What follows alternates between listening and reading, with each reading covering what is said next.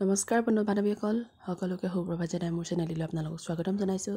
আজিৰ ভিডিঅ'টো শান্তিহাটৰ স্কুলৰ পৰাই গৈছে। গুণোৎসৱৰ উপলক্ষে দুদিনীয়াকৈ সকলো অভিভাৱকসকল আহিছে, মাতৃগোটৰ সদস্যসকল আহিছে আৰু আমিও আহিছোঁ। এতিয়া পুৱা পাত্ৰ সভাৰ পৰাই ভিডিঅ'টো ষ্টাৰ্ট কৰিছোঁ, শেষলৈকে চাব, আশা কৰোঁ ভাল পাব। আজিৰ দিনৰ পাত্ৰ সভা কাৰ্যসূচী আৰম্ভ কৰিবলৈ লৈছোঁ।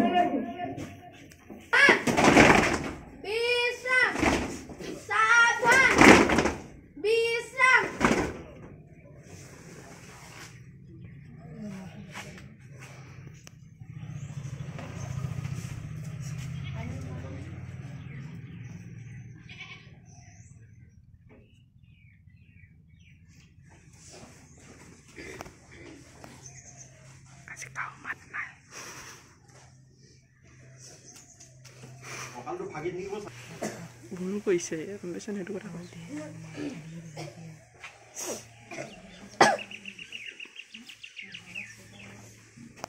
মা কেনেকুৱা কৰি পাইছে জানা কৃষ্ণ ল'ৰাজনী টুপি এটা পিন্ধাই নাই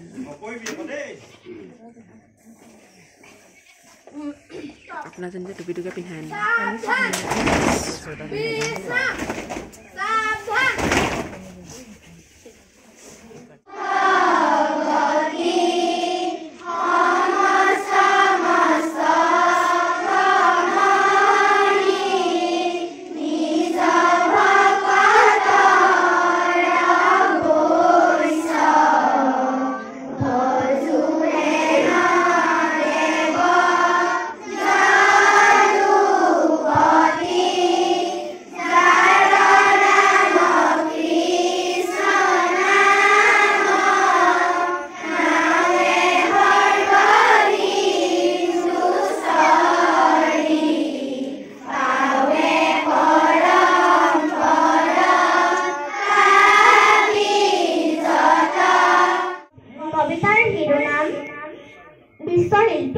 কবি ৰূপকৰ জ্যোতিপ্ৰসাদ আগৰৱালা শিল্পীময় তিনিও কালৰ অতীতৰ বৰ্তমানৰ অনাগত ভৱিষ্যতৰ আদিতে যাত্ৰা কৰি অনাদিলে যাওঁ ধ্বংসৰ মাজতে মই ৰূপান্তৰেদি ৰূপ পাই নৱদৰ সৃষ্টিৰ সন্তা জ্বলাওঁ জনতাৰ হৃদয়ত মোৰ সোণোৱালী দেশ মই পিন্ধো বিশ্ববেশ নতুন দৃষ্টিৰে চাওঁ সৃষ্টিৰ অনিমেষ নানা ভাষা নানা আশা নানা জাতি বৰ্ণদিনী মই শুনো ঋণী বিশ্ব জনতাৰ এক অপূৰ্ব সংগীত সেই সংগীতৰ প্ৰতিধ্বনি তুলুমুৰ সুৰে গানে সাম্যৰ সমৃদ্ধিৰ সৌন্দৰ্যৰ মহামতৰ পাতিবলৈ শান্তি নবলো এই পৃথিৱীত মোৰ কল্পনা মেধা বুদ্ধিমনিষাৰে মোকে কৰি সংস্কৃতি অপূৰ্ব আধাৰ মোকে সৰিতা কৰি জ্বলাওঁ বিশ্ব চাকি বিশ্ব জনতাৰ পূজা এই পূজাৰ প্ৰধান অগ্ৰহ কৰি মোকে দিওঁ উপহাৰ মোকে কৰি ঘূৰকো প্ৰচাৰ বিশ্বজুৰি জনতাৰ জয় জয়কাৰ হওক জয় জয়কাৰ ধন্যবাদ। এতিয়া গীত পৰিৱেশন কৰিব শ্ৰীমতী ধৰিত্ৰী গোহাঁই। নমস্কাৰ। তোৰে মোৰে আলু কৰে যাত্ৰা অব্যৰ্থ অব্যৰ্থ আমি পালো জীৱনৰ অৰ্থ অভিনৱ স্বাগত স্বাগত তীৰ্থ স্বাগত স্বাগত তীৰ্থ তোৰে মোৰে আলু কৰে যাত্ৰা তোৰে মোৰে আলু কৰে যাত্ৰা সেউজীয়া জীৱনলে জাগৃতি চন্দ আহে আহে জনতাৰ অন্তৰে অন্তৰে কবি অংকুৰজ্যোতি বৰা গোহাঁই। নমস্কাৰ। কলাগুৰু বিষ্ণুপ্ৰসাদ ৰাভাৰ জন্ম হৈছিল 1909 চনৰ 31 জানুৱাৰী তাৰিখে ঢাকাত। তেখেতৰ পিতৃৰ নাম আছিল গোপাল ৰাভা আৰু মাতৃৰ নাম আছিল জেঠী ৰাভা। বিষ্ণুপ্ৰসাদ ৰাভাৰ প্ৰাথমিক শিক্ষা আৰম্ভ কৰিছিল কৰিছিল ঢাকাত আৰু হাইস্কুলীয়া শিক্ষা আৰম্ভ কৰিছিল তেজপুৰত আৰু কলেজীয়া শিক্ষা আহৰণ কৰিছিল কলিকতাত। বিষ্ণুপ্ৰসাদ ৰাভা এগৰাকী সুনিপুণ গল্পকাৰ, গীতিকাৰ, নাট্যকাৰ, চিত্ৰশিল্পী তথা ৰাজনৈতিক এজন নেতা আছিল। বিষ্ণুপ্ৰসাদ ৰাভাই বহুতো বাদ্যযন্ত্ৰ বজাবলৈ শিকিছিল। 1939 চনৰ কাশীহিন্দু বিশ্ববিদ্যালয়ত বিষ্ণুপ্ৰসাদ ৰাভাই 108 বিধ নৃত্য প্ৰদৰ্শন কৰে। তাৰে তাণ্ডৱ নৃত্যৰ বিমুগ্ধ হৈ সেই সময়ৰ কাশীহিন্দু বিশ্ববিদ্যালয়ৰ উপাচাৰ্য ডক্টৰ সৰ্বপল্লী ৰাধাকৃষ্ণই ৰাভাদেৱক সোণৰ পদকৰ লগতে কলাবিদ উপাধি প্ৰদান কৰিছিল। এনে বিভিন্ন গুণৰ অধিকাৰী হোৱাৰ বাবে ৰাভাদেৱক কলাগুৰু সন্মানেৰে সন্মানিত কৰে। এই মহান ব্যক্তিজনে 1969 চনৰ 20 জুন তাৰিখে মৃত্যু হয়। সেয়েহে অসমবাসীয়ে প্ৰতি 20 জুন তাৰিখে ৰাভা দিৱস বা বিষ্ণু ৰাভা দিৱস হিচাপে পালন কৰি আহিছে। ক্ষমা কৰিব। স্বাস্থ্য আমাৰ অমূল্য সম্পদ। স্বাস্থ্য ভালে থাকিবলৈ হলে আমাৰ মনো ভালে থাকিব লাগিব। এজন ৰোগী কেতিয়াও সুস্বাস্থ্যৰ অধিকাৰী হ'ব নোৱাৰে। আমি সদায় নিয়মীয়া ব্যায়াম, ধ্যান আৰু প্ৰাণায়াম কৰিব লাগে। আমি সদায় দিনটোত 108 বাৰ ওমকাৰ ধ্বনি উচ্চাৰণ কৰিব লাগে। আমি য'তে ত'তে থুকেকা পেলাব নালাগে। আমি য'তে ত'তে শৌচ পেচাব কৰিব নালাগে। আমি সদায় আহাৰ গ্ৰহণ কৰাৰ আগতে ভালদৰে হাত দুখন ধুই ল'ব লাগে। আমি সদায় স্বাস্থ্যৰ প্ৰতি যত্ন ল'ব লাগে। ইয়াকে কমু বক্তব্য সামৰণি মাৰিছোঁ। ধন্যবাদ। এতিয়া আমি সকলোৱে অসম সংগীত পৰিৱেশন কৰি সাজু হোৱা।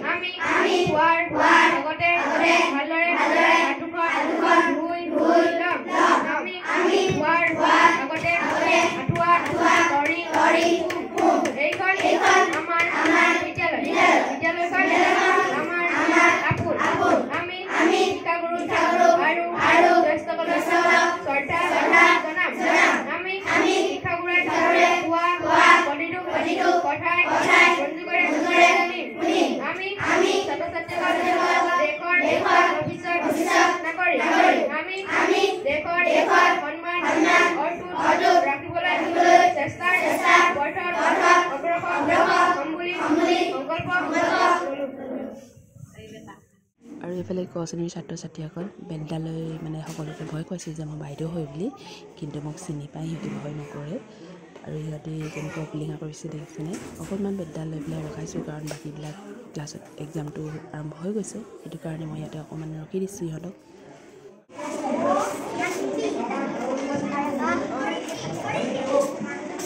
মানে লাচুকুৰি আজি শিক্ষয়িত্ৰীৰ ৰূপত এগৰাকী সহ শিক্ষয়িত্ৰী। কি বাইদেউ কি কৈছিলে? অঁ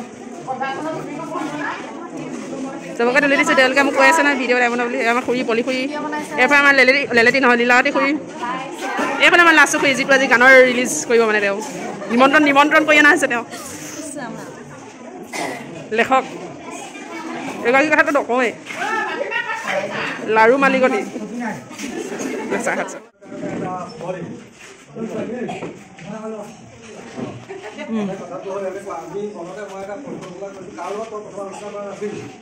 মনতে কিবা চিন্তা কৰি থাকিলোঁ যে বিদ্যালয়খনৰ কাৰণে নতুনত্ব কিবা কৰিব পৰা যায় নেকি। সেইটো কথা ভাবি পেলাই মই মনতে চিন্তা কৰিলোঁ বিদ্যালয়ৰ কাৰণে এটা গীত হওঁ। তাৰপৰা ভাবিলোঁ কোনে লিখিব লাগিব। ভাবি আছোঁ, ভাবি থাকোঁতে হঠাৎ লাচুৱে ল'ৰা থ'বলৈ আহে। তাৰপৰা দেখিলোঁ লাচু তাই লিখা পেলা কৰে বুলি মই জানো। তাইক ক'লোঁ যে লাচু তুমি গীত এটা লিখা। তাই মোক ক'লে যে তাৰ বোলে মই গীত লিখিব কেনেকৈ পাৰিম। মইতো লিখিব নোৱাৰোঁ, পাৰিবা লিখা, বাকীখিনিত মই আছোঁ বাৰু। তাৰপৰা বোলে হ'ব। তাৰপিছত ক'লে সুৰটো কোনে কৰিব। মই বোলো সুৰ কৰাৰ ব্যৱস্থাটো মই কৰিম বাৰু, তাৰপিছত চিন্তা কৰিব নালাগে, তুমি মাত্ৰ লিখাটো তাৰপৰা হ'ব বুলি ক'লে তাই লিখা আৰম্ভ কৰিলে লিখি মেলি কাৰোবাৰ লগত যোগাযোগ কৰি মোক গীতটো দিলে মই পঢ়ি থাকোঁ গাই পেলাই মই আমাৰ গুৰু বাইদেউৰ লগত কথা পাতিলোঁ গুৰু বাইদেউ ভুলটো দিয়ক তেওঁ সংগীতৰ চৰ্চা কৰা মানুহ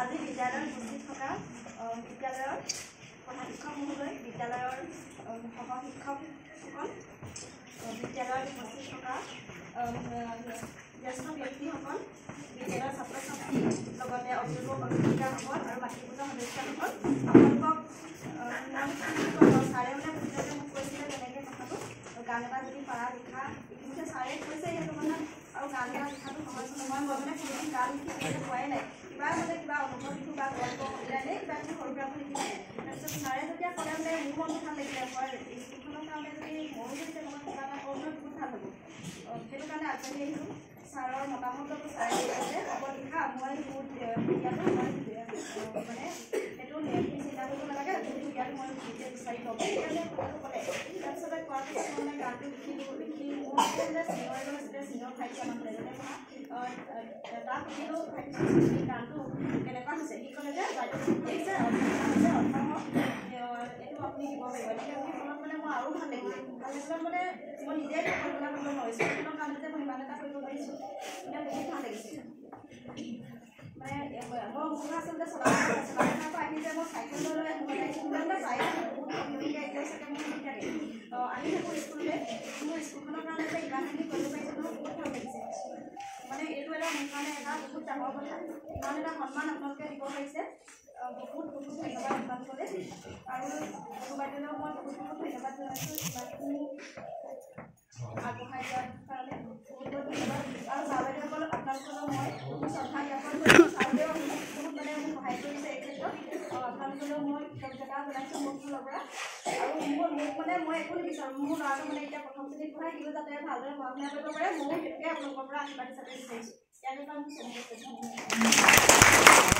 জ্ঞান সন্ধানত যাওঁ আগুৱাই পোহৰ বিচাৰি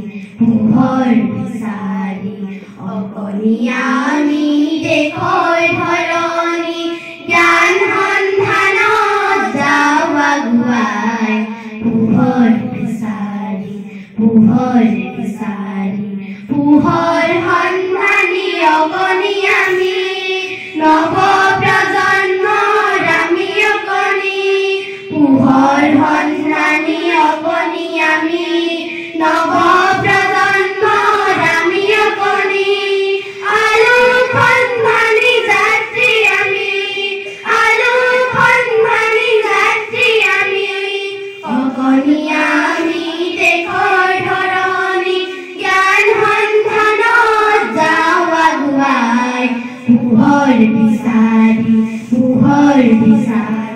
ফিৰিঙতি হৈ আমি জগত পোহৰাম তৰা হৈ আমি আকাশ উজলাম ফিৰিঙতি হৈ আমি জগত পোহৰাম তৰা হৈ আমি আকাশ উজলাম সত্যৰ হিংসাৰে কলুষিত হোৱা আমাৰ জন্মভূমি সত্যৰ হিংসাৰে কলুষিত হোৱা আমাৰ জন্মভূমি গঢ়ি তুলিম আমি শান্তিৰ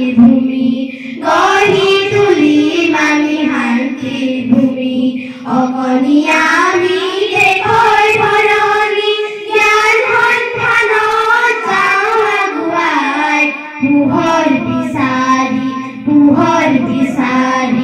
ৰূপান্তৰ হওক আমাৰ ধৰাখনি আলোক সন্ধানী যাত্ৰী আমি ৰূপান্তৰ হওক আমাৰ ধৰাখনি আলোক সন্ধানী যাত্ৰী আমি গৌৰৱ উজ্জ্বল আমাৰ মহাশালীখন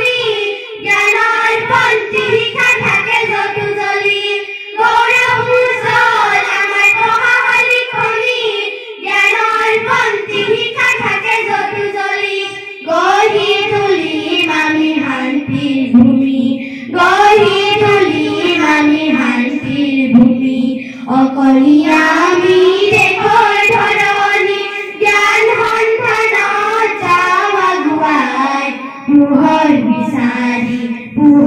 বিচাৰি অকণীয়া আমি দেশৰ ধৰণী জ্ঞান সন্ধানত যাওঁ আগুৱাই পোহৰ বিচাৰি ধন্যবাদ।